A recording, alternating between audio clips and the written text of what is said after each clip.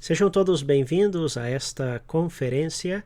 Eu sou o Padre Celso Júlio da Silva e gostaria de, neste breve momento, falar de dois grandes padres da Igreja do século II e um do século III.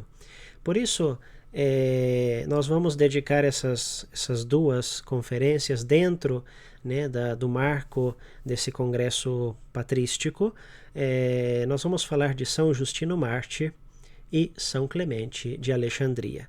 Nesta primeira conferência, portanto, nós falaremos desse grande apologista, deste grande santo padre do século II, São Justino Mártir.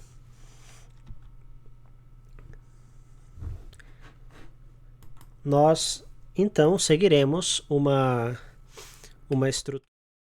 Nós seguiremos uma estrutura durante a nossa apresentação para assim desenvolver melhor a nossa reflexão. Não somente vamos abranger aspectos históricos ou aspectos talvez literários, mas vamos aprofundar na teologia, nessa riqueza, nessa reflexão teológica, também filosófica, realizada por São Justino Mártir. Por isso nós seguimos então uma estrutura. Em primeiro lugar, nós falaremos do seu tempo e as suas obras. Logo, nós falaremos o principal valor filosófico teológico do Diálogo com Trifão, que é uma obra de Justino, de São Justino Mártir. Logo falaremos do objetivo e a estrutura das suas apologias, das suas duas apologias. O conceito de logos na tradição filosófica platônica, assumido e elevado pelo cristianismo, São Justino, defensor do logos, e uma síntese conclusiva.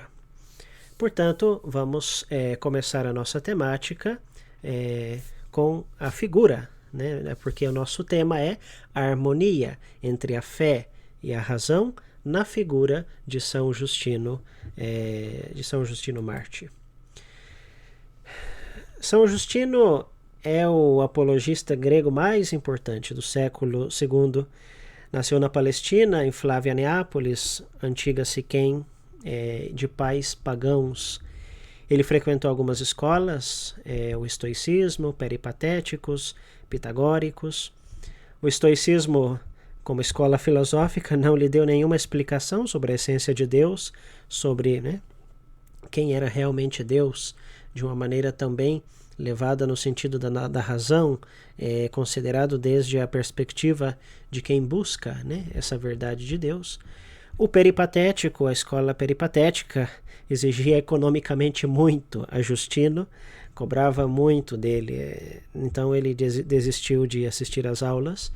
E o pitagorismo exigia que ele estudasse antes música, astronomia, geometria, mas ele não sentia nenhuma inclinação por esses estudos, justamente porque todas essas matérias, essas áreas do saber, astronomia, geometria, música, eram como um propedêutico para o estudo da filosofia pitagórica, e portanto ele não estava inclinado a essas áreas do saber, que logo seria o trivium e o quadrivium, essas duas que conformam as 7 grandes áreas do conhecimento, e portanto não estava inclinado a isso, e portanto não seguiu o pitagorismo. Já quando depois entrou com a escola platônica, o platonismo para ele foi mais atrativo, mas somente por um certo tempo ele seguiu o platonismo. O próprio Justino narra então essa experiência também pessoal, assim como outras grandes figuras tiveram o seu momento de reflexão e também de conversão, que fizeram toda essa passagem de conversão, não só espiritual, mas também intelectual, de uma maneira profunda. São Justino Mártir também, no Diálogo com Trifão, na 8, ele diz Dito isto e muitas outras coisas, porque ele tem uma experiência, ele encontra um ancião na praia enquanto ele estava caminhando, assim pelo menos é o que narra o diálogo, e faz com que esse ancião, conversando com ele, consegue o objetivo dele abandonar o platonismo porque era insuficiente. Dito isto e muitas outras coisas que eu não tenho motivo para trazê-las aqui nesse momento, o ancião foi embora, após me exortar a seguir os seus conselhos, e não o vi mais. Porém, imediatamente senti um fogo que ardia na minha alma e tomava conta de mim o amor pelos profetas e aqueles homens que são amigos de Cristo. E refletindo comigo mesmo sobre os argumentos do ancião, achei que só esta é a filosofia segura e proveitosa. Deste modo, pois, e por estes motivos, eu sou filósofo e quero que todos os homens, tendo o mesmo fervor que eu, sigam as doutrinas do Salvador. Então nós vemos aí um São Justino Mártir convencido. Se nota uma personalidade convencida de que Cristo é a sua verdadeira filosofia. Depois de ter percorrido tantas experiências em outras escolas filosóficas da época, ele se convence que a filosofia ou os ensinamentos de Cristo são aqueles que realmente tocam a existência humana, vai na profundidade desse almejo realmente da felicidade, da verdade, desses valores que estão imanentes na natureza humana.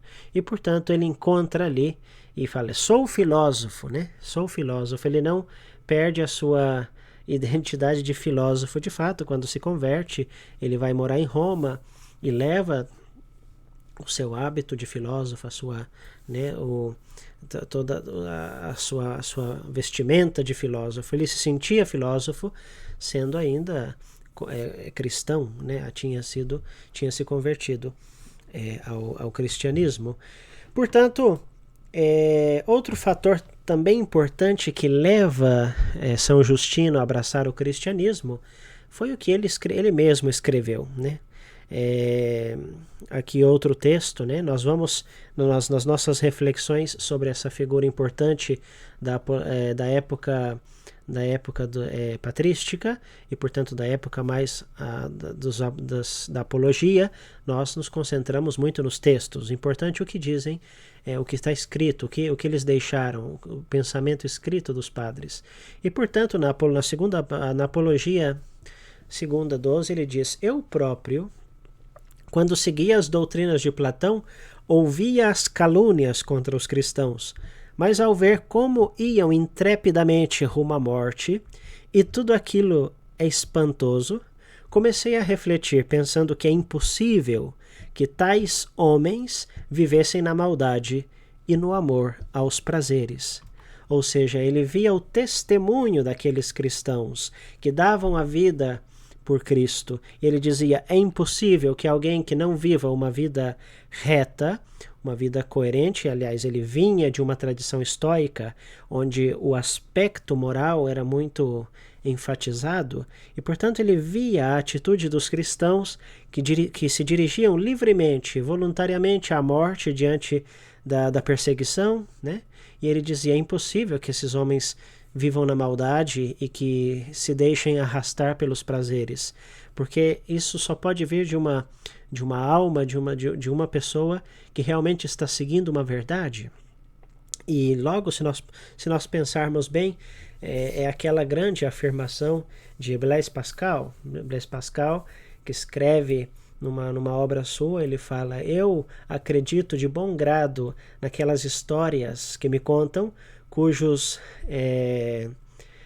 protagonistas, né? Eu confio naqueles que me contam histórias e que no final eles são capazes de dar a vida por aquelas histórias. Ou seja, essas pessoas que me contam algumas histórias e que no final são capazes de dar a vida por elas, pelo que ela diz, pelo que ela está contando, eu acredito.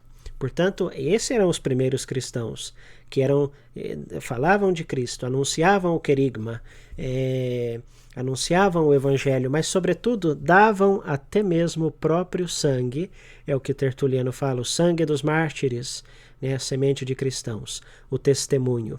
E, portanto, esse exemplo foi o que cativou, né, o exemplo dos cristãos cativou São Justino, como nós vemos na sua apologia. 2 fatores foram determinantes para a sua conversão: a busca sincera da verdade e a oração humilde. Olhem só o que ele escreve na Apologia 2:13. Porque também eu, ao perceber que os malvados demônios, quando se fala de demônios, a tradução correta no grego se fala do daimon.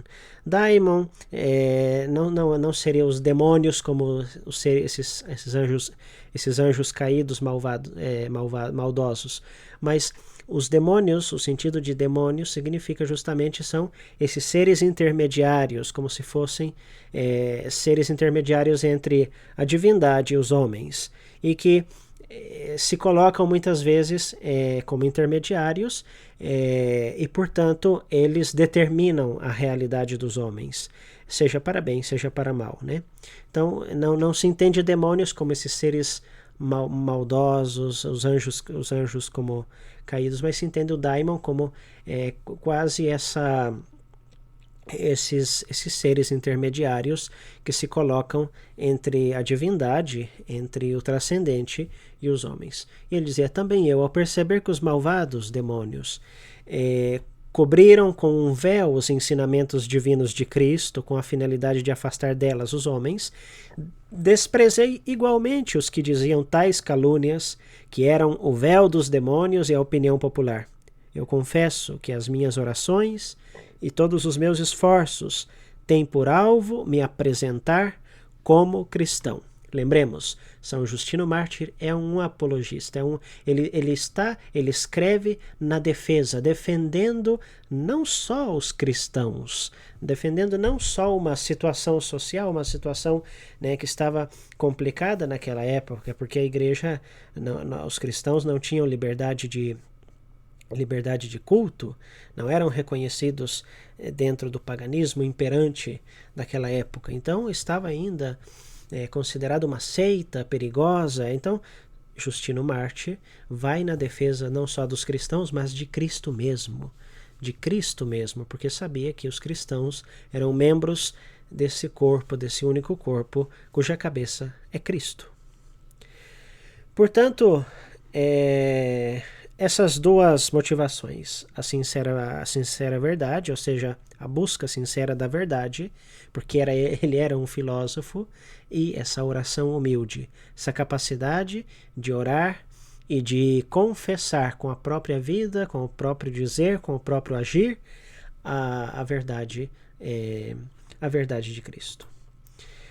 Ele se converteu em Éfeso, dedicou toda a sua vida a defender o cristianismo. No reinado de Antonino Pio, 138, 161, ele chegou em Roma e fundou uma escola filosófica, etc. Há um relato autêntico da sua morte, Martyrium Sancti Justini et Sociorum, que está baseado nas atas oficiais do tribunal que o condenou de fato no dia que celebramos São Justino Mártir, no ofício das leituras, né? Aparece as atas, se leem as atas com as quais se faz o interrogatório a São Justino, e ali aparece a sua confissão perfeita de fé em Jesus Cristo, né? E ali, baseado nas atas oficiais, que nós temos um relato autêntico: Justino e 6 companheiros mais foram decapitados, provavelmente no ano 165, sob o prefeito Júnior Rústico. Rústico é esse que faz o interrogatório ali naquelas atas, né? E Justino fala: sou cristão e não vou negar a minha fé. E com todo esse orgulho, com toda essa confiança de entregar a sua vida à verdade, a verdade de Cristo. Justino escreveu muito mais com certeza muito mais do que as 3 obras que chegaram até nós. O resto se perdeu, como acontece na patrística, tantas obras de muitos autores, de muitos padres, escritores, se perdem pelo tempo, pelas vicissitudes históricas. Nós sabemos que ele escreveu muitas obras mais graças, por que nós sabemos isso? Graças a outros escritores posteriores, ou inclusive dentro dessas 3 obras de Justino, que nós vamos ver nessa nossa conferência, aparece ele lembrando ou citando de algum modo obras que ele já tinha escrito. Então por isso nós sabemos dessas obras, mas não chegaram até nós na sua integridade. Algumas delas, Liber contra homines hereses, ele menciona essa obra que ele escreveu na Apologia I, 26, contra Marcião, né? E sabemos que ele escreveu um contra Marcião graças a Irineu, no Adversus Hereses, Eusébio de Cesareia, grande historiador, que na história eclesiástica também dá testemunho dessa obra perdida de São Justino Mártir. Discurso contra os gregos, Refutatio, também Eusébio, dá testemunho dessa obra perdida, sobre a soberania de Deus, sobre a alma, etc. Como nós vemos, Eusébio é um desses grandes escritores eclesiásticos dessa época, um pouco posterior, claro, um pouco posterior a São Justino, que faz memória, que lembra dessas obras escritas e perdidas de São Justino Mártir. Dele até nós, então, chegaram 3 obras: o diálogo com o judeu Trifão e as 2 apologias. O estilo não é bem organizado, se nós formos ver no seu conjunto. Às vezes pode resultar de difícil leitura, é uma leitura difícil, segundo alguns críticos. Ou seja, se requer uma atenção, não é muito linear, mas como é um apologista, como praticamente na apologia, trata-se muitas vezes de argumentar, de dar provas, de demonstrar, né? Epidíctico, né? Então, às vezes pode ser um pouco aparentemente bagunçado, mas não, se nós virmos num conjunto, realmente é uma riqueza, é uma joia maravilhosa os escritos de Justino. Claro que se percebem digressões no pensamento, às vezes desarticulado, frases longas, mas é o estilo do nosso autor. Desde o ponto de vista retórico, poucas vezes Justino chega numa veemência fora do comum, né? Como nós podemos encontrar, por exemplo, uma veemência em Cipriano de Cartago. Cipriano de Cartago, se nós lermos dele Ad Demetrianum, ou também sobre a oração, De Unitate Ecclesiae e tantas outras obras, nós vemos um Cipriano realmente com uma retórica muito acesa, uma retórica que forte, que realmente interpela o interlocutor, interpela o leitor. Contudo, os escritos de Justino refletem uma atração até os nossos dias devido a esse caráter sincero e reto. É um apologista, ele é sincero e reto. Porque, como ele próprio diz no Diálogo 28, todo aquele que, podendo dizer a verdade, não a diz, será julgado por Deus. Essa frase poderia resumir a sua, digamos, esse intuito, esse alicerce sobre o qual ele escreve as apologias, né? A verdade, essa verdade que tem que ser dita, essa verdade que tem que ser anunciada, até mesmo num contexto de perseguição e de morte. Ali é onde Justino dá também o seu testemunho de fidelidade a essa verdade que é Jesus Cristo. Qual é o principal valor filosófico-teológico? Não vou aprofundar muito o diálogo com o Trifão, mas qual que é o valor principal dessa obra de Justino? É a apologia cristã, esse é um dado importante, é a apologia cristã mais antiga que se conserva contra os judeus. Trata-se de um debate de 2 dias com um judeu sábio. Eusébio de Cesareia, né, historiador, afirma que o cenário no qual se desenvolve esse diálogo é a cidade de Éfeso. A obra está dividida em 3 partes. A primeira parte narra o conceito que os cristãos têm do Antigo Testamento. Na segunda parte, justifica a adoração de Cristo como Deus. E na terceira parte, prova que os povos que acreditam em Cristo e seguem a sua lei representam o novo Israel, o verdadeiro povo escolhido por Deus. Essa é a estrutura e, em linhas gerais, o conteúdo do diálogo com Trifão, de Justino. O método que ele usa, o método apologético que ele usa no diálogo é um pouco diferente das apologias.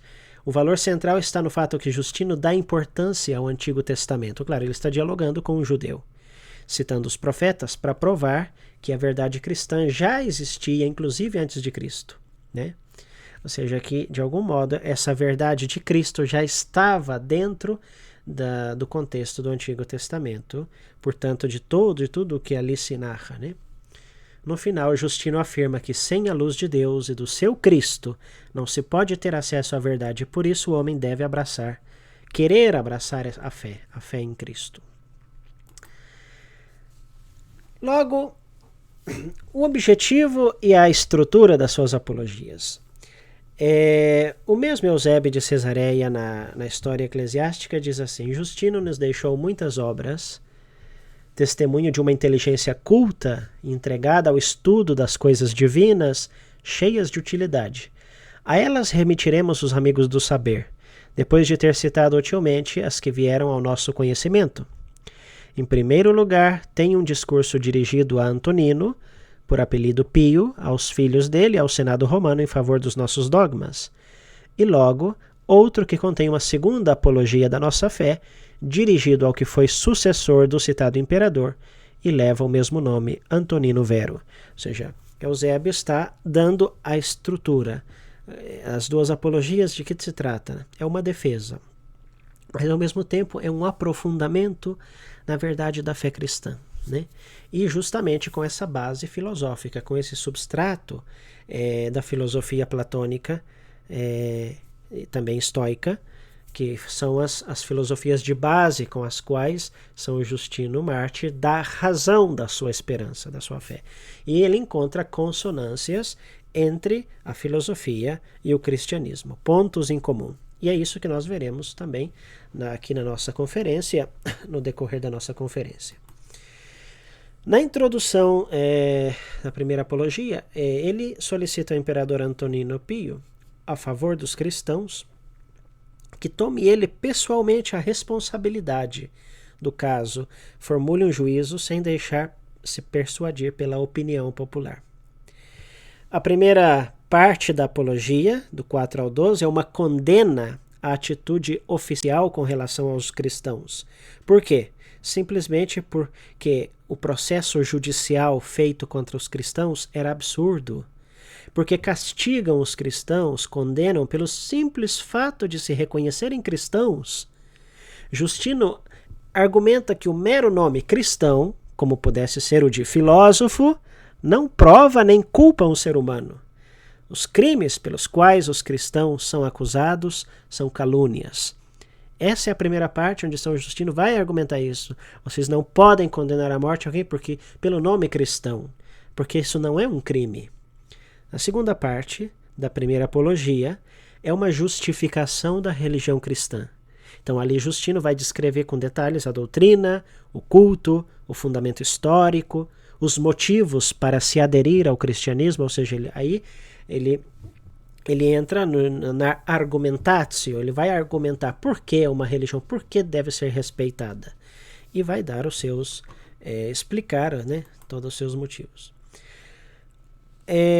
Há uma cópia do rescrito que foi enviado ao imperador Adriano, procônsul da Ásia, Minúcio Fundano, que foi acrescentada à raiz da severa admoestação feita por Justino. Ou seja, que depois que ele escreveu as apologias, ele pediu que se acrescentasse esse rescrito Com relação ao processo que se fazia aos cristãos, nesse rescrito há 4 normas importantíssimas para proceder corretamente num processo contra os cristãos. Isto é, Justino, aliás, de falar, estão procedendo mal com relação aos cristãos. Somente pelo fato de se chamarem cristãos. E ele diz, estou pedindo justiça, e para isso proponho isto. Dá 4, digamos, normas para que se possa proceder de uma maneira justa. E essas são, os cristãos têm que ser julgados por meio de um processo regular diante de um tribunal criminal. Unicamente são condenados se houver provas de que transgrediram as leis romanas, coisa que se nós quisermos aprofundar o argumento, é que eu faço uma parada no meu discurso, na exposição das 4 normas, os cristãos, lembremos que a carta, daquela famosa carta anônima a Diogneto, onde diz que os cristãos, né, as três grandes partes que fala a missão do verbo, a relação, a vida dos cristãos, a relação cristianismo, paganismo e judaísmo, pois na segunda parte da carta de Diogneto, nós encontramos como viviam os cristãos. Pagavam os impostos, respeitavam as leis, ali diz tudo. Esses são os cristãos. Diz, são os que vivem aqui, mas sabem que a sua pátria não está aqui. Vivem como forasteiros, estrangeiros, almejando chegar à sua pátria, mas nem por isso deixam de cumprir as normas e as leis da sociedade. Então, já no século II, também a carta de Diogneto, dessa época do século II, depois de Cristo, nós encontramos então que não há motivos para matar os cristãos. Né? Essa raiva, essa intempestiva raiva contra os cristãos é infundada. E aqui nós vemos como São Justino diz, unicamente se houver provas de que transgrediram essas leis, né? E logo vemos na carta de Diogneto que não há transgressões graves por parte dos cristãos já nessa época de perseguição. O castigo deve ser proporcionado à natureza e à qualidade dos crimes. Toda falsa acusação deve ser castigada com severidade. Então esse rescrito apresenta essas 4 sugestões, essas 4 normas possíveis para proceder com respeito aos cristãos. A segunda apologia começa com um incidente. O prefeito de Roma, Úrbico, decapita 3 cristãos por terem confessado a sua fé. Justino imediatamente reage, apela diretamente à opinião pública de Roma, protestando contra essa crueldade sem justificação. E olha o que ele escreve na segunda apologia. Também nós, ao fazer isso, agiríamos de modo contrário ao desígnio de Deus, quando são recomendados de se suicidar, sabendo que seriam mortos pela fé, sem nenhuma chance de escapar. Com relação a não negar ao ser interrogados, isso se deve a que nós não temos consciência de cometer mal algum e consideramos, pelo contrário, como uma impiedade não serem tudo verazes. Ou seja, nesse pequeno fragmento da apologia nós encontramos um Justino que está dizendo, inclusive chegaram dizendo que se realmente nós vamos confessar a fé em Cristo diante da espada que está por cair no nosso pescoço, é melhor então a gente se matar antes, porque assim pelo menos já é a morte a mesma coisa, né? Mas não, os cristãos vão até o último, confessam a sua fé em Cristo, sem nenhuma razão são sentenciados à morte. E tudo isso com essa falta, essa impiedade, são acusados de impiedade, quando na verdade são verazes, são verdadeiros naquilo que professam e na atitude, naquela atitude que dão diante do martírio, diante da entrega, do martírio, de derramar o sangue, de unir o seu sangue ao sangue de Cristo. O verdadeiro mártir, o mártir é aquele que une o seu sangue ao sangue de Cristo na cruz. É aquele que, nesse rio de sangue que jorra da cruz de Cristo, o mártir coloca sua pequena gota de sangue e se une a esse rio imenso, né? E, portanto, Tertuliano tinha razão. o sangue dos mártires, né, é semente de cristãos. O fenômeno mais interessante dessa época da patrística é que quanto mais matavam, quanto mais cristãos matavam, mais cristãos havia. De fato, esse era um argumento que um dos escritores eclesiásticos dizia: como é possível que vocês matam e matam e matam cristãos e há mais cristãos? Quando deveria, se vocês quisessem realmente ter um efeito de alguma maneira inteligente, seria o contrário. Mas está acontecendo ao contrário. Vocês estão matando e há mais cristãos, como se vocês estivessem plantando mais cristãos no mundo. E, portanto, isso nota que realmente o cristianismo, a verdade de Cristo, é a resposta para esse mundo também do século II, do século III, IV, dessa época patrística que nós veremos nesse congresso, onde tantas vicissitudes surgiram grandes padres capazes de responder às necessidades da época política, social, eclesial, homens realmente cultos.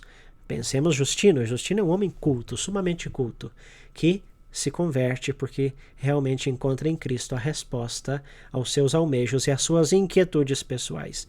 E aqui ele está defendendo outra vez. Está outra vez dizendo: os cristãos não é justo que sejam mortos assim sem um processo correto.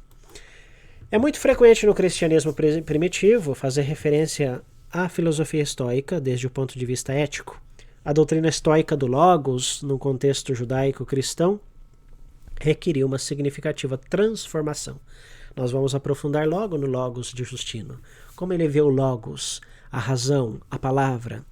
Viver de acordo ao Logos era a base de uma vida reta, estoica, em definitiva. De fato, o estoicismo é toda essa ausência de sensibilidade, de paixão, né, de emoção, né, essa imperturbabilidade do ânimo. E, portanto, o estoicismo privilegia essa razão reta que, diante das realidades, diante da vida, diante da morte, diante das dificuldades, faz com que conduza, leve adiante a existência humana a razão, e não os movimentos inestáveis, inconstantes das nossas paixões, né? São Justino foi estoico, conhecia toda essa colocação, toda essa abordagem filosófica estoica. Contudo, a filosofia grega já sustentava que havia nas 3 dimensões consideradas pela filosofia uma semente do Logos dessa razão, na dimensão cósmica, na dimensão ética, na dimensão gnosiológica do conhecimento. Existia já, de algum modo, esse sentido do Logos, que logo São Justino vai aprofundar nos seus textos, nós veremos mais adiante. O conceito de Logos nessa tradição filosófica platônica, assumido e elevado pelo cristianismo, é um dos nossos pontos, né, do nosso percurso, mas nós temos que fazer a pergunta: qual é o significado profundo desse Logos, né, filosoficamente? Sinteticamente, nós dizemos que o Logos é uma noção muito rica que, no decorrer do tempo, vai entrando em contato com a revelação cristã, vai encontrando o seu verdadeiro ser, de algum modo. Só para ser breves, quando nós pensamos no conceito de Logos desenvolvido no neoplatonismo, sobretudo no médio-platonismo, que é essa época imperial, esse século I, II, III, IV, onde nós encontramos, né, essa corrente médio-platônica de época imperial. Ali há um desenvolvimento do Logos, de algum modo. Logos ali é considerado sobretudo como o pensamento de Deus, ou seja, uma razão desse ser transcendente é ali o Logos. Na tradição filosófica, o Logos procede desde Heráclito e vai ter a sua repercussão na tradição helenística, até os padres da igreja que vão desenvolver esse Logos, né? Justino é um grande. Filão de Alexandria ele considera o logos na pegada dos estoicos. Isso quer significar que ele pega a noção deste logos, transformando essa noção em função exegética. Se nós pegarmos, por exemplo, De Opificio Mundi, essa obra não podemos aprofundar tanto, né? O nosso tempo é o que é, mas essa obra importante de Filão de Alexandria, que fala do logos, né? Como já existia um logos quase como um arquiteto do mundo, que constrói uma casa, um arquiteto que constrói uma casa.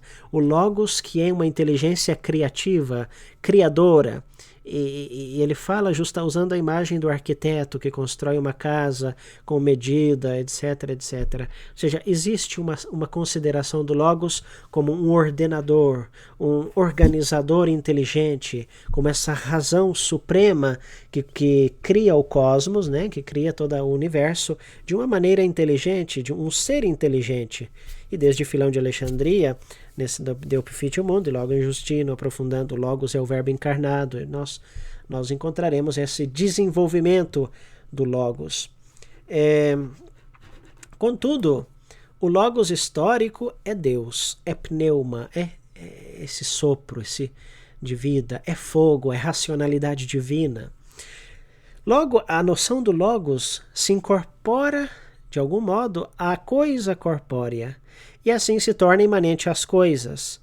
E esta é a razão divina universal, ou seja, as coisas que existem, de algum modo, têm uma logia, tem uma racionalidade, tem um sentido.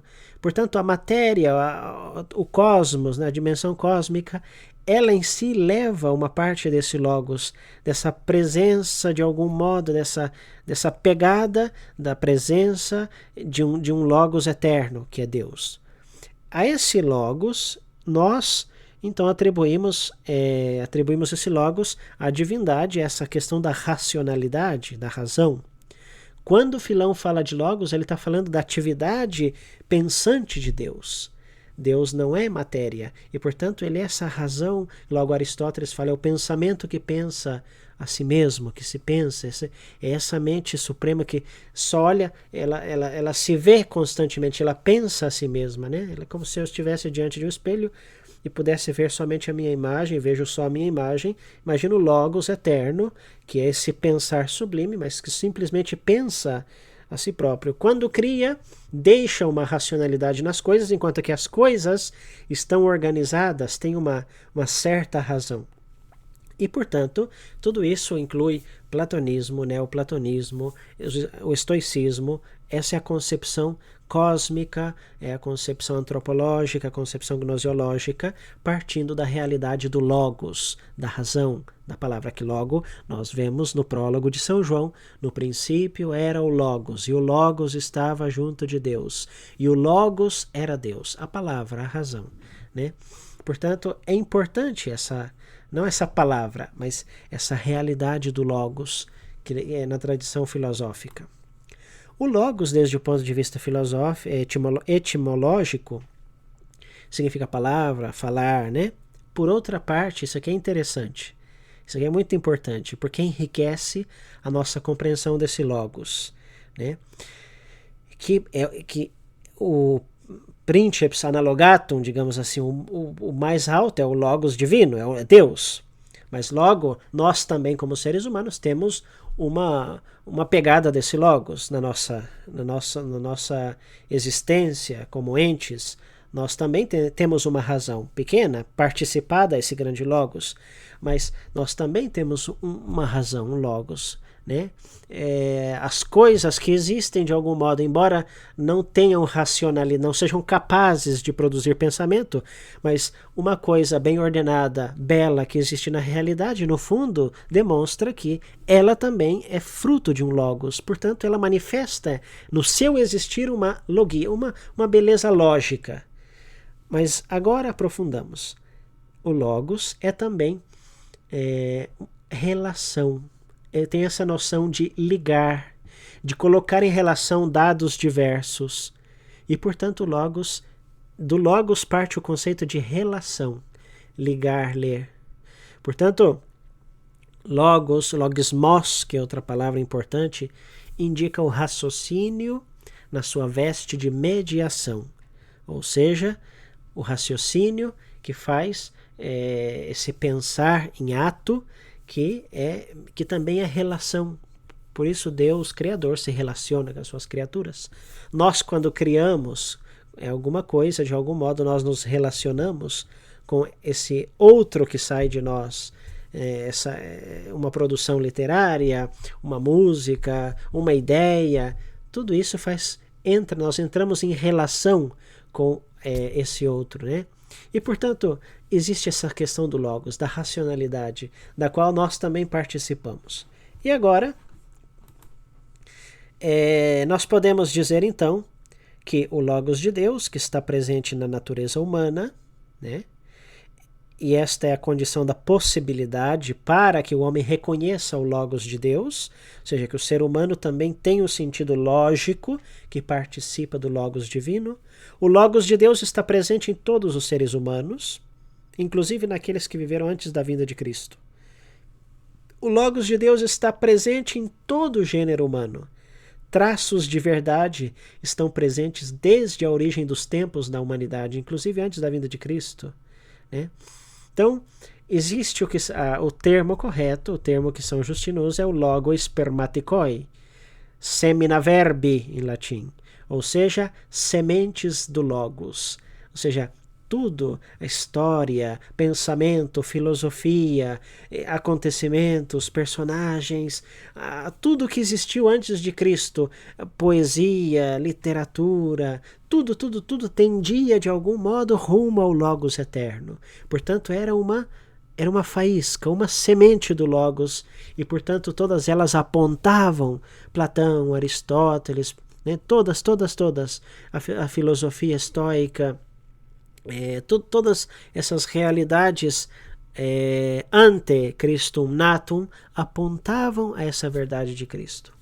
Para Justino, também é muito importante a passagem do logos à gnose. A gnose é o conhecimento desse logos.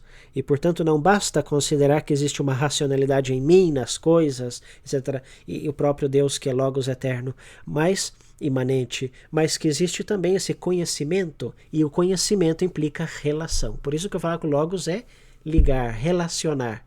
Portanto, o conhecimento implica relação, implica relacionar-se, implica essa gnose que vai além do mero dado, da mera informação. Mas, para Justino, é esse passo também ao conhecimento, que logo o conhecimento, isso já é muito agostiniano, é o amor, né? O amor que é o cume desse conhecimento. Há consonâncias, quando não congruências, do conceito do logos, que significa razão, palavra, entre estoicos e platônicos, mas sempre um pouco imperfeito, sempre em desenvolvimento ao supremo logos, que é Cristo. Os cristãos assumem a duplicidade do logos, afirmada pelos estoicos, segundo a qual existe um logos interior e um logos proferido. É como agora eu estou falando. Na minha cabeça existe um logos, uma ideia, né, que está dentro de mim, logos interior, está dentro de mim. Portanto, eu poderia dizê-la ou não dizê-la, essa palavra, essa ideia, mas ela está aí. Uma vez que essa ideia eu a transformo essa ideia numa palavra, no vox, né? Ela está revestida, portanto, de uma palavra, que também é logos, mas essa ideia revestida de logos faz com que surja um efeito, e, portanto, essa palavra emitida, de algum modo, ela proferida, é um logos proferido. Portanto, essa palavra emitida, proferida, ela causa um efeito em quem está escutando, está recebendo essa palavra. Ou seja, o logos que estava na minha mente passa até vocês que estão me escutando, e agora ela é proferida. Portanto, ela alcança a sua plenitude, de algum modo, no seu sentido de que não é só pensamento que pensa a si mesmo, Aristóteles, mas é pensamento que se difunde, bonum diffuso, como bondade que se difunde, essa ideia, esse logos. E Justino, isso é Justino, é o logos encarnado. O logos proferido, esse logos encarnado é Jesus Cristo, o logos do Pai. Na linha, logicamente, nós veremos com Clemente, na linha da escola alexandrina, né, onde também existe da escola de Alexandria do Egito, Orígenes, né, toda essa ideia do logos imanente, do logos proferido. E fazendo também essa analogia entre a nossa ideia e voz, transmissão de um conceito, etc., que é uma filosofia da linguagem, que de algum modo se relaciona também com esse logos eterno, essa dimensão, toda essa explicação teológica um pouco entre o logos eterno, o logos proferido, que é Deus mesmo, que Deus que se comunica com o homem, que é Cristo, a encarnação de Cristo, né? Então tudo isso, essa riqueza, ou seja, o que os filósofos foram tecendo, os estoicos, os platônicos foram tecendo com o tempo, o prólogo de São João é o final de todo esse tecido. É a consumação de toda essa maravilha do Logos, onde mostra que esse Logos se encarna. Et verbum caro factum est. Essa palavra se faz carne. Portanto, aí há consonâncias entre fé e razão. Entre a razão, a filosofia e a fé, né, a Sagrada Escritura. E São Justino encontra essa consonância, essa harmonia, que é a base da nossa apresentação, né, do nosso tema. É verdade que os filósofos estoicos e platônicos propunham na relação entre logos e gnose. De fato, a plenitude do logos é essa gnose, o conhecimento pleno dessa razão. Conhecimento. Segundo Justino, esses filósofos provam parcialmente a verdade, pois colhem somente um aspecto do logos universal.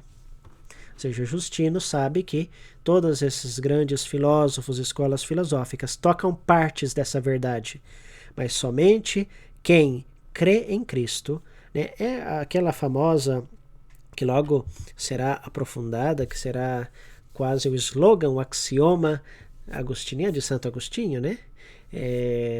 Creio para entender, entendo para crer, né? Credo ut intelligam et intelligo ut credam, né? Esse conhecimento que parte de uma autoridade, a autoridade de Cristo, e esse conhecimento. Muito bem. Justino, qual é então a grandiosidade de Justino com toda essa colocação do Logos dentro da filosofia? Qual que é a grandiosidade como filósofo e também como cristão? Claro. Primeiro, ele tem como parâmetro a revelação, a Sagrada Escritura. Segundo, não despreza as tradições precedentes. A sua operação é de assimilar o conteúdo grego num contexto cristão. Não se trata de fazer com que a Sagrada Escritura se torne um livro filosófico, ou a fé cristã seja uma filosofia a mais, mas de usufruir do melhor do pensamento filosófico, mostrando as consonâncias com o dado revelado, com a Sagrada Escritura.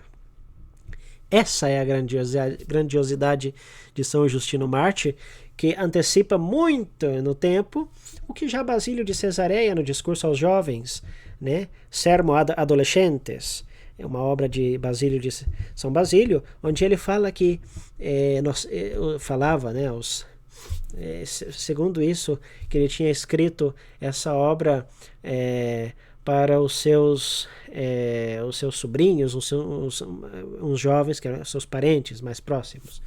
Mas, na verdade, está escrito a todos os jovens, a qualquer pessoa, né? E ele fala justamente isso. Ele falava, temos que ler os autores pagãos, pegando deles o melhor que há, o que há de melhor neles. Porque eles também disseram coisas também profundas e interessantes, porque almejavam, no fundo, o Logos eterno. Mas fazer isso com muita utilidade e com muita arte, porque ele diz que é como as abelhas que pegam o pólen das flores, né?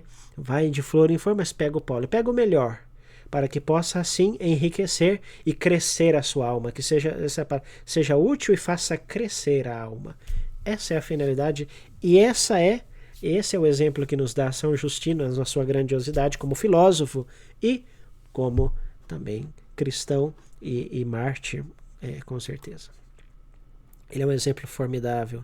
Então, essa harmonia entre o platonismo e o cristianismo. De fato, essa época é onde encontramos que o platonismo é a filosofia que mais se encaixa, de algum modo, ao pensamento, à estrutura, às intuições profundas que trazem consigo a Sagrada Escritura.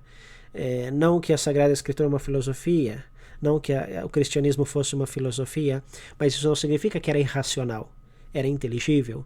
E, portanto, Pedro escreve: deem razão da sua esperança, da sua fé. Por quê? Porque, no fundo, não é somente uma filosofia, não é uma filosofia, mas é a presença de Cristo.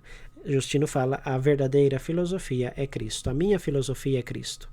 O platonismo de Justino, evidentemente, é equilibrado com outras escolas filosóficas, com o estoicismo. Ele pega a noção do logos, ele cristianiza essa ideia do logos, porque o logos é o verbo que se faz carne, né? João capítulo 1, versículo 14. Importante, há uma tentativa de colocar em luz, em chave apologética pessoal, alguma semelhança entre cristianismo e religião tradicional grega, esse logos, né?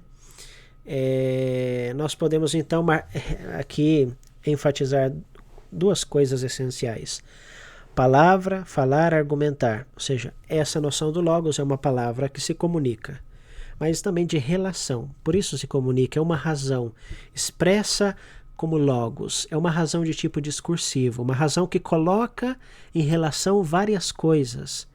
Distingue-se um conceito de logos gerado de Deus mesmo de um conceito de Theos, ou seja, Deus.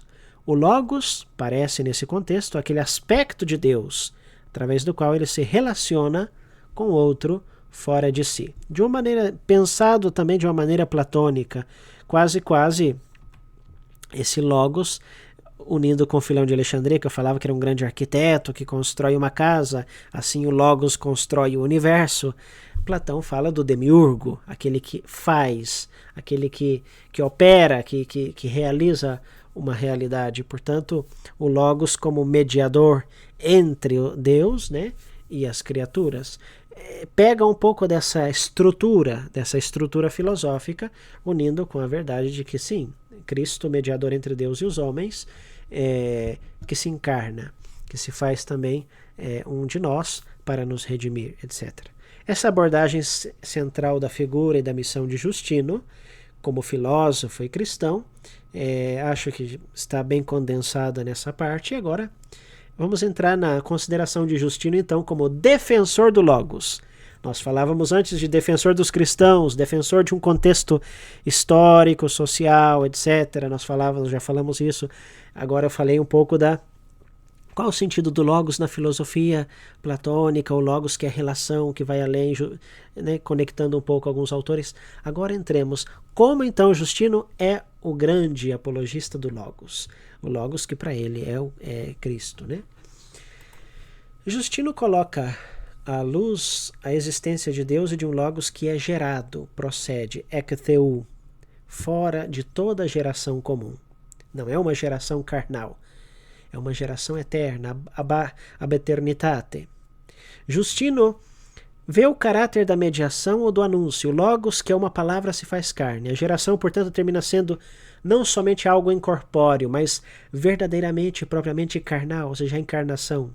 Ou seja, o logos tornando-se carne, agora se torna então essa concreção dessa verdade eterna, desse logos, dessa palavra.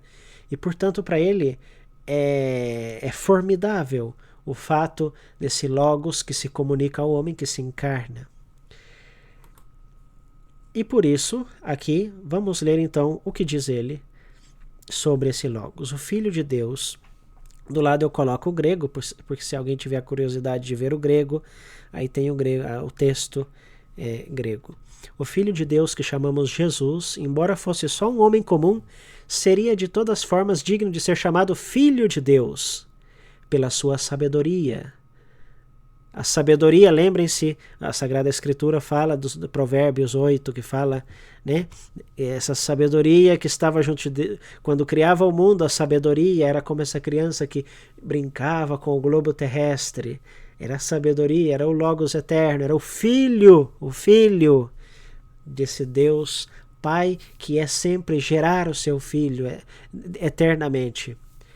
Todos os escritores de fato chamam Deus Pai dos homens e dos deuses. Se dizemos que foi gerado de maneira especial, além da comum geração, como Logos de Deus, a partir de Deus mesmo, como já dissemos, trata-se de uma afirmação que nós temos em comum convosco, quando dizeis que Hermes é o Logos mensageiro de Deus. Ou seja, Justino está colocando no mesmo patamar a interpretação de uma colocação pagã, né, de uma consideração de uma figura mítica pagã, né, Hermes, como mensageiro, mediador, e logo Cristo. Cristo como esse logos entre Deus e o homem, também mediador, né?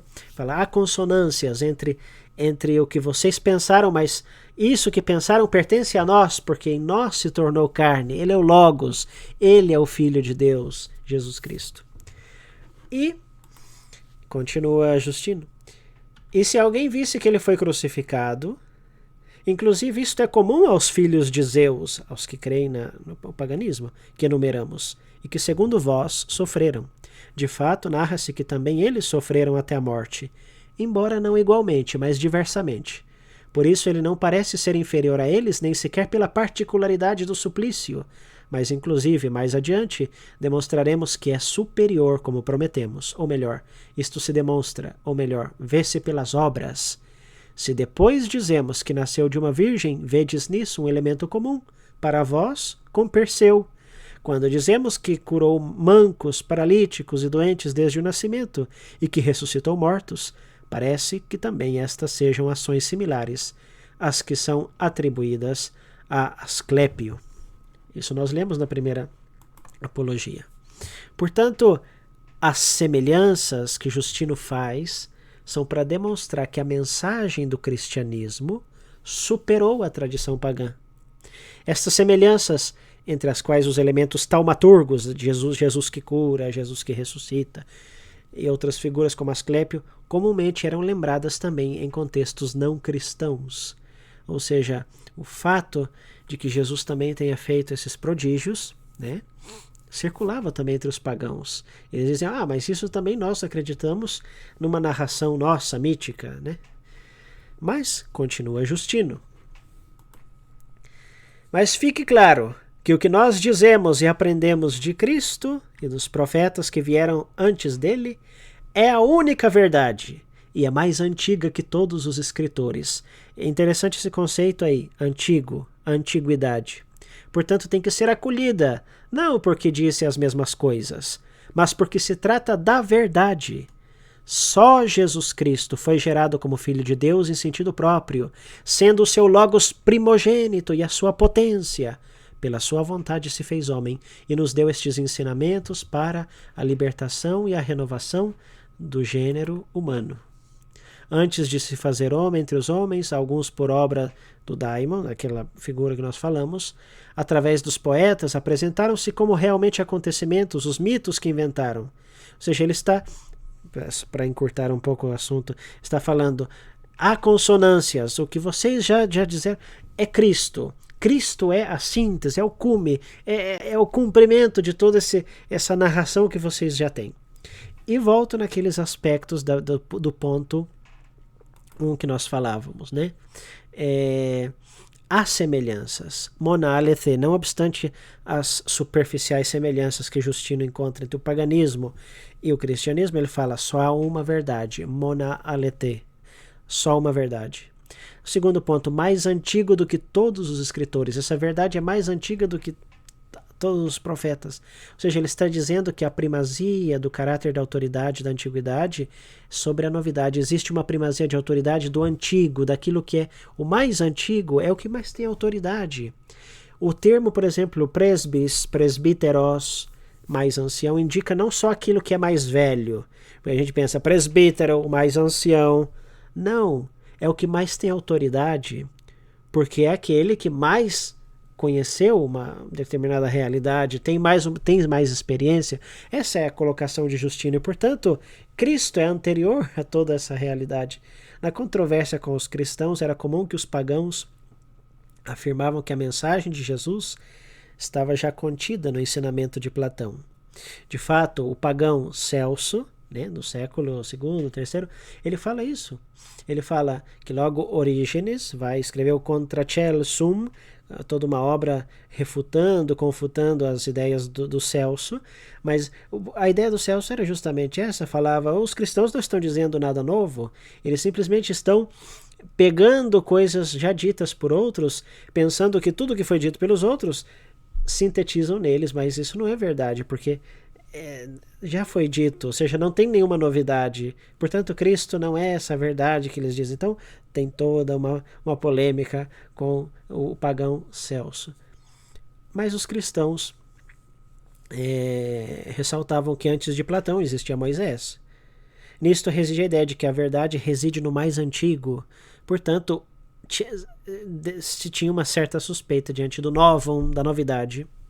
Diante disto, a terceira ideia, nós podemos dizer que Justino é um pioneiro da teologia da história, pois para ele o desenvolvimento histórico só tem sentido se e somente está insertado numa história de salvação, que tem a sua origem antes de Cristo e respeito ao qual toda a história da salvação vai se explicando. A vinda de Cristo é a síntese de todas as verdades parciais que foram descobertas pela razão humana. Os filósofos gregos anteciparam e prepararam a vinda de Cristo.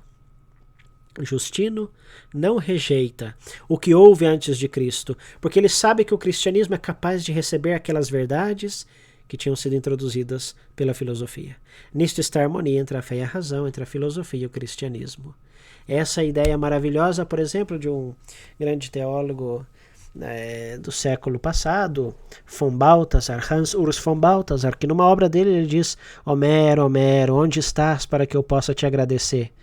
Ou seja, ele considerava que inclusive a poesia homérica, toda aquela situação, todo aquele contexto homérico, tudo que Homero deixou de algum modo, intuía Cristo, já via de longe o dia de Cristo. Todas as manifestações, todos os argumentos, todas as histórias, todas as vicissitudes, as complicações que existem, apontavam a vinda de Cristo. Portanto, Justino é esse pioneiro que vê no que mais antigo, não somente essa antiguidade pela antiguidade, mas essa teologia da história.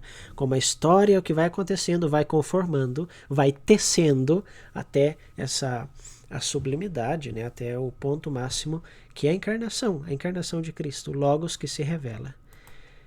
Justino faz uma referência interessante com relação ao Deus não gerado, portanto ao Logos imanente, na primeira apologia 25.2, to ageneto kai apathei, ou seja, o que não gerado e que não sofre, ou seja, fala desse Logos de Deus que está ali, né? Também nisto se vê essa influência estoica, né? O caráter apático de Deus que não sofre, ou seja, Deus que não sofre, não quer dizer, segundo Justino, que ele não mostra amor pelo filho, mas que ele não é perturbado pela realidade externa, ou seja, ele é perfeito, ele não tem não recebe nenhuma interferência externa dentro dessa imanência, né? Imanência transcendente. Outros temas que Justino aborda nas apologias, também a questão do Marcião. Marcião, esse herege que dividia praticamente, fraturava a Sagrada Escritura, porque dizia: como é possível Deus do Antigo Testamento que manda matar, que fica nervoso e com raiva dos homens, e vemos expressões antropomorfas, obviamente, colocadas com relação a Deus, e logo Deus como esse Deus do Novo Testamento é amor, é misericórdia. Então ele fazia uma fratura entre o Novo e o Antigo Testamento e dizia: pois é, aqui não temos nenhuma consonância teológica, nada, e portanto essa era uma postura do Marcião. E Justino justamente vai contra tudo isso, né? Fazendo menção a Marcião, ele diz também, e com relação ao ateísmo, que é a negação da existência de Deus ou dos deuses, ou também da providência, ou seja, não crer nessa teologia da história, nesse sentido que o logo espermaticoi, que existe uma razão em todos os acontecimentos históricos rumo a esse logos de Cristo, é justamente uma falta dessa confiança de que Deus ou seja, de que a história está A história e os tempos estão dentro de Deus. E não que Deus simplesmente está dentro de um contexto. Está, portanto, de algum modo coacionado ou comprimido num determinado tempo, num determinado espaço, num determinado povo. Não, é tudo ao contrário. Joseph Ratzinger já fala isso na sua teologia. Ele falava num dos seus livros, falava, é história, é todo o dinamismo histórico que está dentro da providência divina, que está dentro de Deus. Aqui nós não podemos aprofundar essas temáticas, o tempo é o que é. Outra defesa da antiguidade de Cristo em comparação com os filósofos, né? Diz a segunda apologia, aliás, saibam que Platão pegou dos nossos mestres, das palavras dos profetas, a doutrina pela qual Deus criou o cosmo, plasmando uma matéria informe. E com relação a isto, escutem literalmente as palavras de Moisés, o primeiro profeta, de quem já falamos, mais antigo que todos os escritores, através do qual o espírito profético revelou em que modo e com quais elementos, no princípio, Deus criou o cosmo. Consequentemente, o inteiro cosmo foi gerado do Logos de Deus, a partir dos elementos indicados pela primeira vez por Moisés, e de quem, portanto, Platão, todos os que professaram doutrinas deste gênero, e nós mesmos aprendemos, convençam-se. Ou seja, ele termina, convençam-se desta verdade. E é verdade, quando ele fala de Moisés, aquela passagem de Êxodo 3,14, que fala, Moisés que pergunta qual é a sua identidade, vós quem sois? E Deus responde, eu sou quem sou. Na verdade, a tradução hebraica diz, eu sou aquele que estou, aquele que existo, aquele que está aqui. Ou seja, não se trata só de uma revelação da essência do ser subsistente de Deus, mas a tradição hebraica aponta que, e nós estamos falando de Moisés, que é o que recebe essa mensagem maravilhosa, e essa sarça, essa ardente que não se consome, na verdade, esse texto 3,14 parece que não se consome jamais, porque durante toda a história da igreja, toda a história da teologia, ela continua ardendo em tantos escritores, tantos teólogos, tantos que pensaram essa realidade do eu sou o que sou. Mas a questão é, eu sou aquele que existe aqui. Portanto, se trata de uma coisa de existência. Não é somente um Deus como ser subsistente, mas existe Deus. É uma existência. Portanto, essa existência é revelada a Moisés. Ou seja, esse alguém, se é uma existência, portanto é uma pessoa, é alguém que se comunica, está presente. E portanto essa sarça que não se consome é justamente essa presença constante de Deus na história. E dessa história que se desenvolve dentro de Deus, dentro desse existir de Deus. É muito interessante aprofundar o Êxodo 3,14, tantos autores, tantos teólogos já falaram bastante nisso. Aqui eu faço simplesmente ideias dentro do pensamento também de Justino com relação a esse desenvolvimento de Deus, né? As ideias que estão expressas nesse texto que nós lemos, Deus criou o cosmo, plasmando uma matéria informe. Já que nós encontramos nesse plasmar uma matéria, a questão da rilé, a matéria, ou o substrato informe, que está prestes a receber a forma. Isso é uma ideia que nós encontramos em Platão, no Timeu de Platão, e de algum modo evocava, mas de forma distinta. Logo fala do espírito profético. Para Justino, esse espírito profético, que tinha sido estoico na sua concepção, dizer pneuma e dizer logos é a mesma coisa. Para Justino, quando se diz pneuma e logos, para ele é o mesmo. Esse espírito profético é justamente esse reconhecimento de um logos que deve ser anunciado, mas esse logos que dá vida, é o sopro vivificante. Justino então está afirmando que a palavra dos profetas, isso é importante, a palavra dos profetas é uma palavra logos que dá vida, pneuma, uma vida do espírito. Isto é o sentido profético, no qual já existia uma parte desse logos que apontava a plenitude de Cristo. Ou seja, ele está argumentando mais uma vez como há uma parcialidade do logos nas filosofias antigas. Mas a plenitude é Cristo que com o seu sopro, a sua presença, ele com o seu Espírito, enviarei o Paráclito, depois daí eu vos enviarei o Paráclito. Portanto, o Logos e o Pneuma vão juntos, não como uma única, porque claro, o Espírito é uma pessoa divina, Jesus, segunda pessoa divina, o Pai é uma pessoa divina, mas ao mesmo tempo estão em comunhão.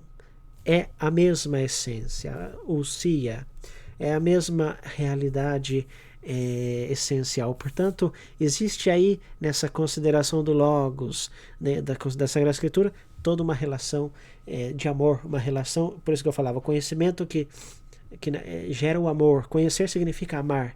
E, portanto, chegar à gnose para Justino perfeita. Pensemos na gnose. O grande lutador contra o gnosticismo foi Irineu de Leão, mas pensemos que Justino também, de algum modo, faz essa intuição. A verdadeira gnose é o conhecimento perfeito de Cristo, dessa maneira profunda, do Logos como pneuma, etc. O nosso aprofundamento é breve, porque não temos tanto tempo, mas é interessante aprofundar esse Logos de Justino e relacioná-lo com outros fatores, outros elementos. Desde Filão de Alexandria existe já uma convicção de que o que está no Gênesis e o que o Platão escreveu no Timeu é uma coisa só. Assim pensavam esses autores. Platão escreveu o que escreveu porque aprendeu dos profetas, sobretudo de Moisés. Por outro lado, não há uma prova sobre a leitura dos textos de Filão por parte de Justino, mas o contexto, a maneira de tratar esses temas são muito similares. São quase coetâneos, portanto existe uma certa semelhança no tratar esses temas. Portanto, fala desse pneuma, fala justamente na Apologia Segunda, ele continua falando no terceiro princípio, como esse Espírito de Deus que pairava sobre as águas. E a análise que ele faz de tudo isso é que Justino evoca a presença de um primeiro princípio, de um segundo princípio, de um terceiro princípio, que nesse caso é o Espírito de Deus. Em sentido estreito, o primeiro é Deus, o segundo é o Logos, que procede de Deus. Nós falamos isso, toparatheúlogo, ou seja, procede desse espírito do Logos. E o terceiro é o espírito pneuma. Se para Platão o espírito é o receptáculo, né, é a matéria, esse espírito que faz disponível, Justino vê o espírito como incorpóreo, não é matéria. Já o segundo princípio se entende em termo hierárquico, o que é muito frequente nos autores do primeiro, segundo século, até o terceiro século da cristandade antiga, poderia ser interpretado como um certo subordinacionismo. Alguns autores ou estudiosos falam, mas Justino, junto com toda essa filosofia, misturando tudo isso, ele arrisca um subordinacionismo entre o Pai, o Filho e o Espírito. Mas a gente tem que ter em conta que nós estamos nos inícios, nas origens da época patrística, então temos que ter em conta que a doutrina estava se construindo pouco a pouco, e portanto não se concebe todo esse primeiro princípio, esse Logos, esse terceiro princípio como pneuma, como subordinação, mas considera uma hierarquia, ou seja, porque Justino reflete, pensa de uma maneira filosófica, aplica a filosofia que ele recebe de Platão, de algum modo, dos estoicos, e trata de encaixar com essa revelação divina, também trinitária. E, portanto, alguns podem falar, é um subordinacionista. Não, não é um subordinacionista. Estava refletindo a fé, estava pensando, porque a fé é algo inteligível, é algo que se pode entender, e, portanto, ele tem essa coragem. E não consideremos que é um subordinacionista nesse sentido, considerando a Trindade, né? Mas está fazendo progresso, está progredindo nessa reflexão sobre Deus, sobre o Logos imanente, o Logos proferido, esse Espírito de Deus, que vai unido a tudo isso que nós estamos expondo sobre esse Logos em Justino. Uma síntese importantíssima, nós poderíamos condensá-la São Justino como defensor do Logos. Quando Justino fala então do Logos, ele entende em 3 diversas modalidades. O Logos, que é a segunda pessoa da Trindade, que vem em segundo lugar depois de Deus, sem risco de subordinacionismo, porque ainda não é a intenção de Justino, não é a colocação metodológica, não é que ele arrisca um subordinacionismo. De maneira cristã, o Logos é o Verbo encarnado. Para Justino isso é claríssimo. Terceiro, o Logos é a presença de Deus na história. Deus, criando o mundo, teria deixado sinais, spermata, ou sementes, que preparariam a salvífica vinda de Cristo. Justino não contrapõe radicalmente o cristianismo e a sabedoria precedente. Ele não rejeita a filosofia que o precede, mas vê uma continuidade.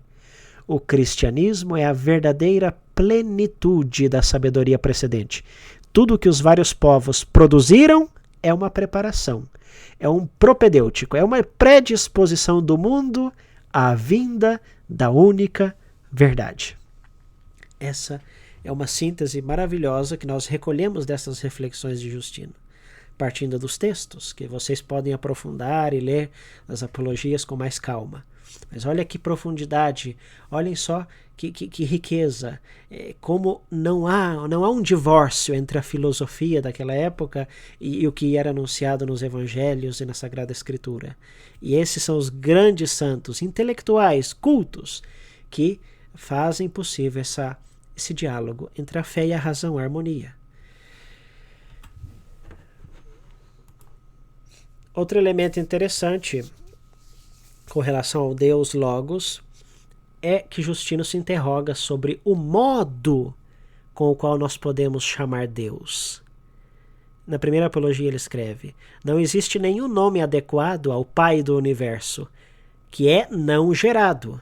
Qualquer nome com o qual queira ser indicado, de fato, pressuporia alguém mais ancião que os atributos dados a este nome, porque ele é o princípio, é a origem.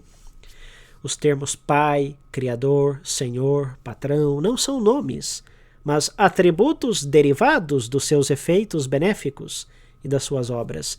Pelo que se refere ao seu Filho, o único que se pode definir filho em sentido forte é o Logos, coexistente com ele, e ao mesmo tempo gerado antes da criação. Quando no princípio, por meio dele, criou e ordenou tudo, através da sua palavra, Deus cria tudo. É pelo contrário chamado Cristo, enquanto recebeu a unção, enquanto Deus ordenou tudo por meio dele. Ordenou, e este nome contém em si um significado desconhecido, assim como o termo Deus não é um nome, mas uma ideia inata na natureza humana que indica uma realidade inexplicável. Ao contrário, Jesus é o nome de um homem que tem ao mesmo tempo o significado de Salvador. Análise do que nós acabamos de ler em Justino. Não existe nome adequado ao Pai do Universo. Pensem bem só para refletir. Quando não se podia nem falar o nome de Deus, era quase impronunciável na tradição hebraica.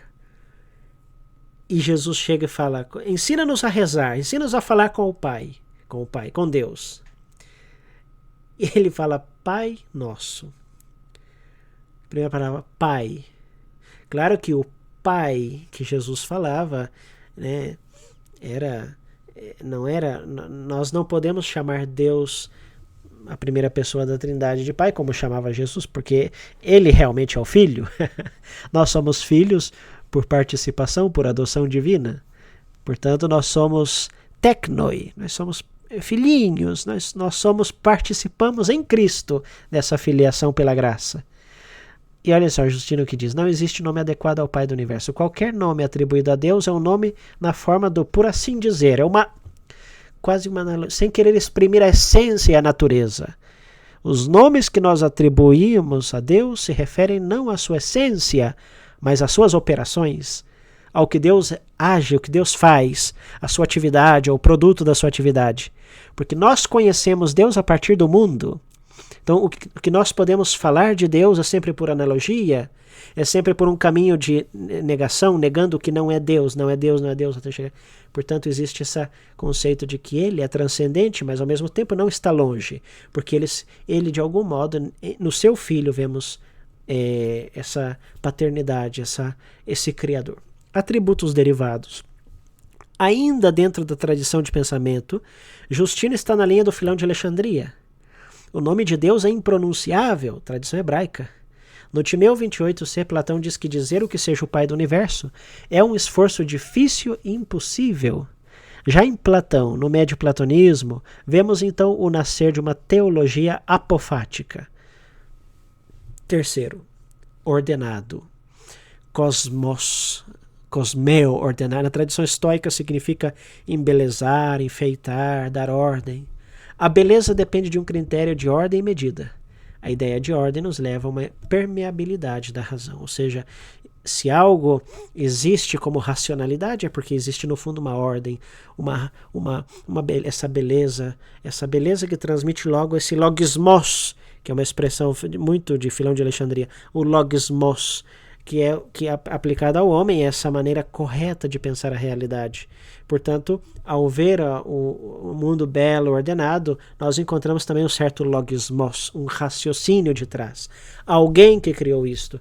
E esse também é Justino, que considera um Deus que é logos, que cria com uma inteligência inefável e com essa transcendência que não é separação da realidade, mas logo é um logos que se comunica, relação, através do seu Filho e do seu Espírito.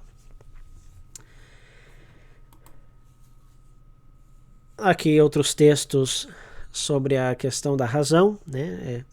Conforme a reta razão. Também uma última visão sobre a importância do desenvolvimento histórico do Logos, né? Nas apologias nós encontramos também essa questão de que o Logos, no ensinamento moral, também nos poetas, está de algum modo ali, ou seja, os que se aderem às doutrinas estoicas, etc., são porque vem ali uma certa racionalidade. E, portanto, existe esse querer encontrar uma verdade, que foi o caminho feito também por Justino. Não há nada de estranho se os demônios, ou esses seres intermediários, uma vez desmascarados, empenham-se em fazer odiar numa medida muito maior os que vivem não mais conforme a uma parte do Logos espalhado em cada coisa, mas que uniforma o seu conhecimento e a sua contemplação ao Logos inteiro, que é Cristo. Eles recebem a justa condenação e a punição, lançados ao fogo eterno. Aqui, duas palavras, conhecimento, contemplação. Importantíssimo. Vamos falar logo. A semente do Logos inata no inteiro gênero humano. Há uma semente do Logos connatural no gênero humano. Nós já falamos isso, Logos spermaticoi. Portanto, esse conhecimento, segundo Justino, indica então essa capacidade de ver que todas essas filosofias, que todo este caminho está impregnado e pede o Logos eterno, a encarnação.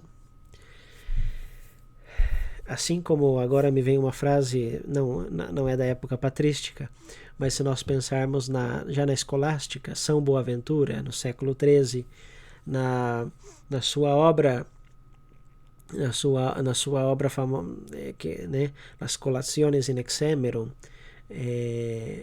há uma frase belíssima, simples, mas onde ele fala omnis creatura clamat generationem aeternam, ou seja, toda criatura pede, grita uma geração eterna. Ou seja, o fato de que toda criatura, na sua beleza, na sua verdade, pede que exista uma geração eterna, a geração do Logos, da razão, da palavra eterna de Deus, que é o Filho, que logo se encarna no seio da Virgem Maria.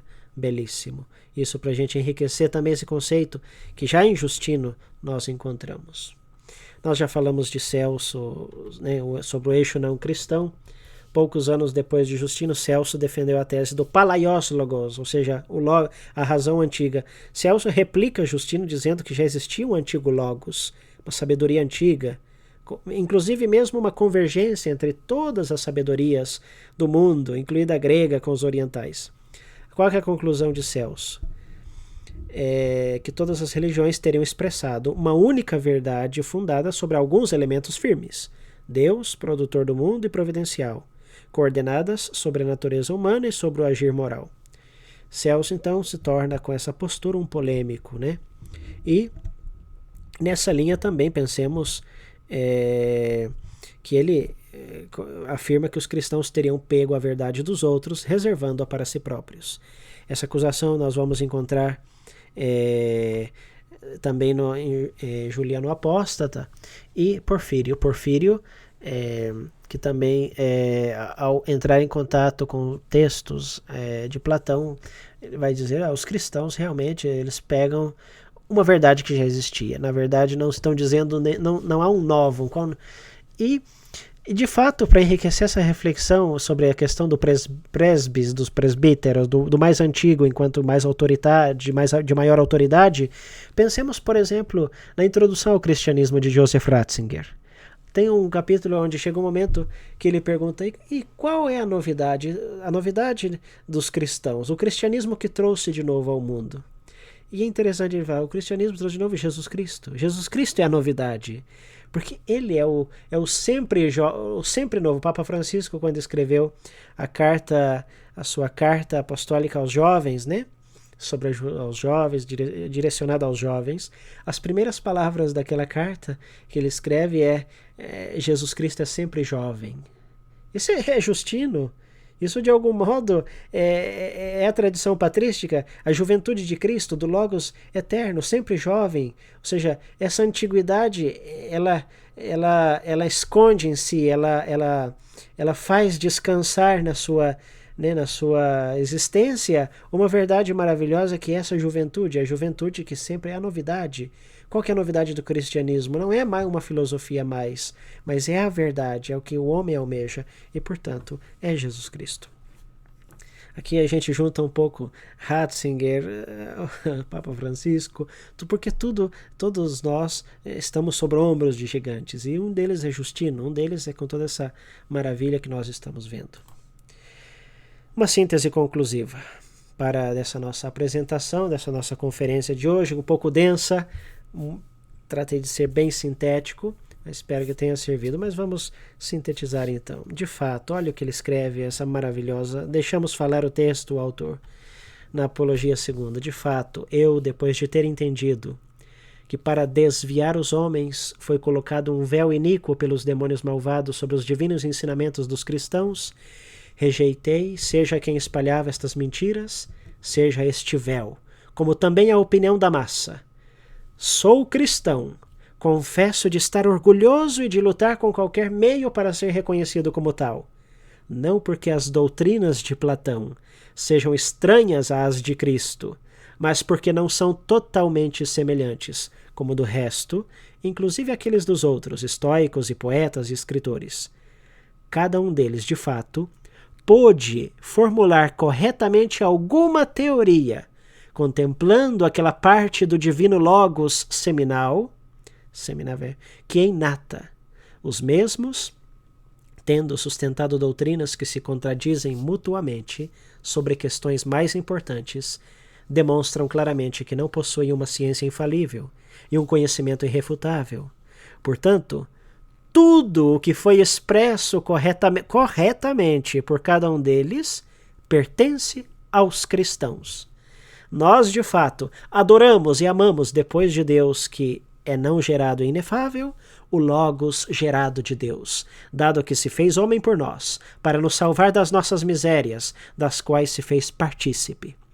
Todos os escritores, de fato, por meio da semente inata do Logos presente neles, puderam contemplar a realidade de maneira imprecisa. De fato, uma coisa é uma semente, uma imitação, muito platônico a imitação, concedida aos homens por quanto é possível, e uma outra é o sujeito mesmo, pela qual, por sua graça, tem origem a participação e a imitação. Belíssimo texto. Esse grande apologista, São Justino Marte, tudo que foi expresso antes pertence aos cristãos. Ou seja, convençam-se, é um apologista, convençam-se de que realmente Cristo é esse princípio e esse fim, da busca incessante do homem e desse Logos seminal, ou seja, dessas sementes de verdade espalhadas pelo mundo. E eu gostaria de dizer mais aqui, para aprofundar e atualizar esse discurso, que pode parecer um pouco acadêmico, mas não é acadêmico, é patrístico, porque essa é a realidade desse congresso. Mas pensem que hoje em dia, na nossa atualidade, quando nós encontrarmos pessoas que talvez não acreditam em Deus, que talvez tenham dificuldade para acreditar, que não reconhecem a verdade de Cristo, ou que vivem uma existência um pouco conturbada, pensemos que o melhor que há nessas pessoas também reclama, também pede, é como um logo espermaticoi que está aí, que está pedindo Cristo. A nossa missão, como a de Justino, é fazer com que essas pessoas, através de um processo, através dessa gnose, desse conhecimento que gera o amor, chegue ao conhecimento de Cristo pleno, do Logos eterno, onde encontrem elas o sentido daquilo que é um Logos parcial, né? Uma pessoa que é dada à arte, à música, à literatura, a empreender na vida, em qualquer área do saber ou do agir humano, prático, qualquer pessoa, todas as pessoas levam em si um logismos, uma racionalidade, uma faísca desse desejo do Logos. Hoje em dia, todos os homens, todas as pessoas têm algo que desejam, essa faísca inata no homem do Logos. Nós somos responsáveis, como Justino, de fazer que elas, descobrindo essa verdade parcial que existe nelas, desejem, almejem, tenham sede do Logos eterno, dessa água viva que jorra, que brota para a vida eterna, como evoca também Cassiodoro num dos seus textos, refletindo sobre essa expressão, né, a água viva que jorra para a vida eterna, como a igreja é essa fonte, e portanto anunciar, e como Justino Mártir, defender, ser audazes, não ficar assim, Cristo, mas não vamos ser tão radicais. Ser radicais, como Justino Mártir nos ensina, que tudo que há de belo, de bom, de verdadeiro no homem, inclusive por caminhos sinuosos, difíceis, pedem o Logos eterno, como Justino também fala aqui. Para ser um pouco mais sistemático e que todos saiam dessa conferência, além das minhas elevações com os textos e com o tema, vamos então ponto por ponto sintetizar já no final dessa conferência o que aprendemos então sobre Justino e a sua obra e o seu pensamento teológico, que serve também para nós, para a nossa vida, para a nossa pastoral, para a nossa catequese, para a nossa vida cristã. São Justino é um filósofo apologista que abraça Cristo como a verdade, qual plenitude de todas as verdades parciais no decorrer da história. Segundo, o critério com o qual São Justino dá importância à figura de Cristo é o da antiguidade, com base nos profetas, que são mais antigos do que Platão, sobretudo em Moisés. Lembremos dessa sarça ardente que não se consome. Eu sou o que sou, mas não é somente o ser subsistente, é uma existência profunda, segundo uma teologia hebraica.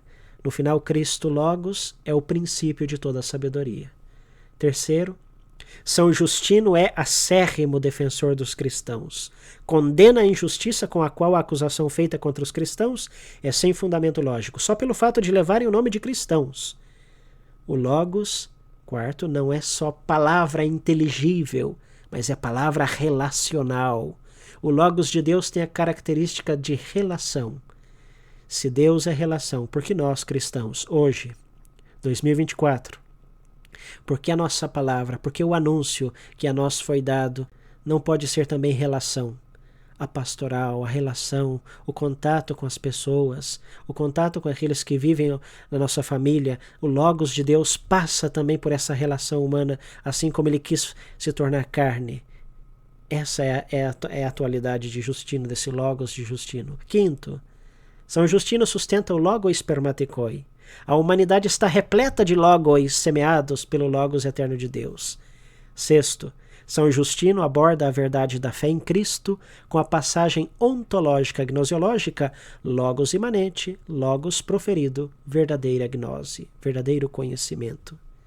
Logo Agostinho, Santo Agostinho, será o do amor pleno, esse amor, conhecimento que se torna amor. 7. O Logos é o Filho de Deus, razão imanente, que é também razão encarnada. A verdade para São Justino não é somente uma ideia. Esse é o grande erro, talvez, de tantos. Passar a vida descobrindo uma ideia, quando Deus não pode ser capturado numa ideia, uma ideia na minha cabeça, no meu intelecto. É como se eu quisesse colocar todo o mar dentro da minha inteligência. Impossível. Nós não podemos abraçar o mar, mas nós podemos mergulhar dentro dele. Deus não é só uma ideia, é a pessoa, é o Verbo de Deus feito carne. 8. São Justino não rejeita a sabedoria antes de Cristo. Ele pega o melhor que já pertence aos cristãos, como a abelha pega o mel das flores, o pólen das flores. Quando a abelha pega o pólen das flores para o mel, isso nós temos que ser nós também, pegar o melhor. 9. A doutrina trinitária ainda está se conformando no século II.